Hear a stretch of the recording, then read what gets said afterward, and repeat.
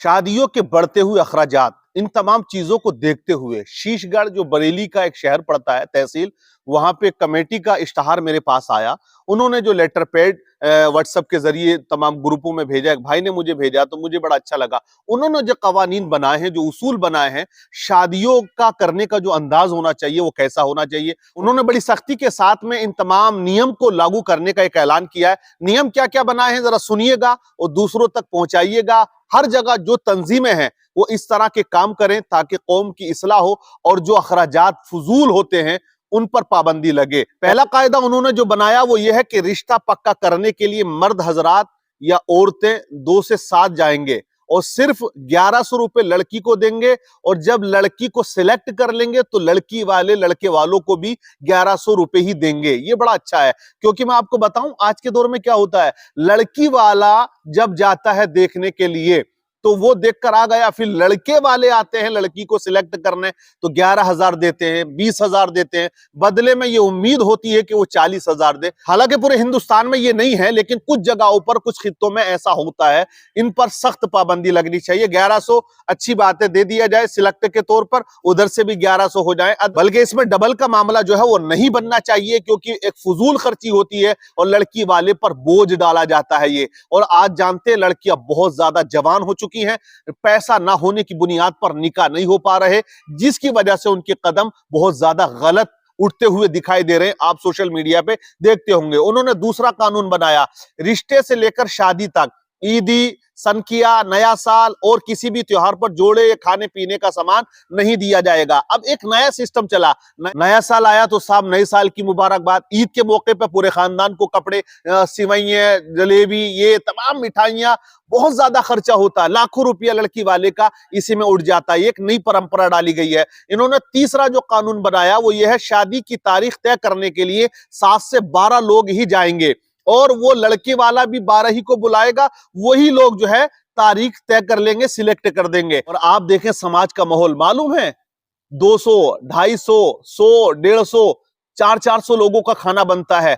आप देखें उसमें कितना खर्चा होता है, फजूल खर्चा हो जाता है। ये कानून भी अच्छा है, इस पर सख्त पाबंदी लगनी चाहिए। और चौथा कानून बनाया है, किसी भी प्रोग्राम में सीधे की रकम नहीं होगी, तारीख के बदले और सीधे के बदले पैसों का कोई लेन देन नहीं होगा। सीधा समझते हैं हर जगह चलता, अमूमन ये मैंने देखा है, लेकिन बरेली साइड में ज्यादातर सीधे का मतलब यह है कि जो रिश्तेदार आते हैं उनके फूफा फूफी, ताई ताऊ, चाचा चाची, खाला कालू, उनको भी दिया जाता है। 5 किलो चावल खाला को 500 रुपए रख के दिए जाते हैं, 5 किलो चावल खालू को 500 रुपए रख के दिए जाते हैं। तो आप समझ ले 50 लोग आए, यूं ही कुंटलों के हिसाब से तो वो अगल्ला बढ़ जाता है, अनाज बढ़ जाता है, और फिर पैसा। तो आप देखें कि कितनी ज्यादती होती है। तो इस सीधे की रस्म पर भी मुकम्मल तरीके से पाबंदी इन लोगों ने लगाई है, बड़ी अच्छी बात है ये। और 5वां जो कानून बनाया है वो है, दूल्हा दुल्हन के माँ बाप को जोड़ों के 15,000 से 20,000 रुपए तक दिए जाएंगे। इसके अलावा पैराहिन के कोई पैसे नहीं दिए जाएंगे। ये जो पैराहिन होता ना, जो कपड़ा जोड़ा, मालूम है 70 जोड़ी कपड़े, 50 जोड़ा कपड़ा, और उसमें आप देखें कि खाला खालू, नाना नानी, ताऊ ताई, ये सबका जोड़ा लड़की वाले से लेता है। मतलब ये है जो लड़का ना उसकी खरीदो फरोख्त हो रही है। वो कहते बाप ने बचपन से लेके जवानी तक सारे खिलौने अब्बा ने खरीद के दिए, अब जवान हो गई तो दूल्हा भी खरीद के दे रहा है वो, और दूल्हे को भी खरीदना ही पड़ रहा, और रिश्तेदारों को कपड़े देने पड़ते हैं। तमाम चीजें चल रही हैं। समधी समदन को वो सोना चांदी का जेवर जेवरात, तमाम ये चीजें हैं, इन पर इन्होंने मुकम्मल तरीके से पाबंदी लगाई है। ये बहुत अच्छी बात है। छठा जो कायदा बनाया वो यह है, शादी से पहले मेहंदी की रस्म, मायू की रस्म, लड़कियों से दूल्हे का इस्तेमाल नहीं हो। मतलब यह है इसका कि मायू होती हैं, लड़कियां जाती हैं या लड़के वाले आते हैं, इसमें भी ज्यादातर लड़कियां ही चलती हैं और बहुत साजो सामान जाता है। वो लड़के वाले की तरफ से आई हैं, लड़की को मायू में बिठा के जाएंगी, वो हल्दी पीली लगती रहेगी, और उसमें भी तूफान बदतमीजी, बेहयाई, बेशर्मी बहुत ज्यादा चला करती है। इन्होंने ये पाबंदी लगाई, ये बहुत अच्छी बात है।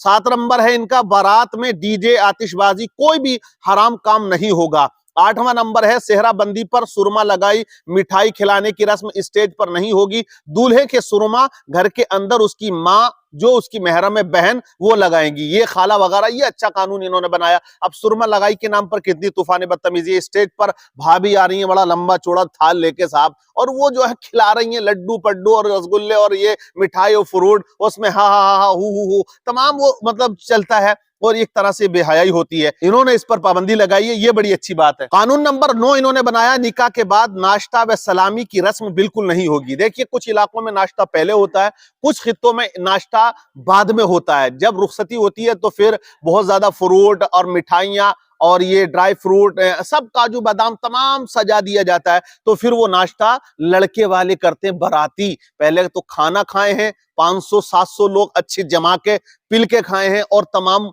ढोंगे साफ कर दिए। अब उसके बाद ये नाश्ता भी जाते जाते समेट कर और लपेट कर जाते हैं। तो इन्होंने इस पर पाबंदी लगाई, बहुत अच्छी बात है ये। कानून नंबर 10 इन्होंने बनाया है, वलीमे में दुल्हन भी स्टेज पर नहीं जाएगी, दुल्हन की नुमाइश भी नहीं की जाएगी। दुल्हन आजकल स्टेज पर है, आप देखें, सब देख रहे हैं साहब, बैठे हुए हैं, हाँ लड़की बैठी है, लड़का, अब दोनों को बिठा दिया है। वो बेहयाई और उसको लड़की को मतलब बेपर्दा कर दिया है। तो ये इस्लामी माहौल नहीं है, ये दूसरों का जो माहौल है वो ले लिया, फिर हम कहते हैं परेशान है, तकलीफ में मुब्तला है, हमारी सुनी नहीं जा रही है, ये नहीं हो रहा। तो इस्लाम पर कौन अमल करेगा? दूसरे करेंगे क्या? हमें ही तो करना है। जब हम इस्लाम के फॉलोवर हैं, इस्लाम को मानने वाले हैं, तो हमें ही इस्लाम पर अमल भी करना है। तो ये इन्होंने पाबंदी लगा दी, बहुत अच्छी बात है।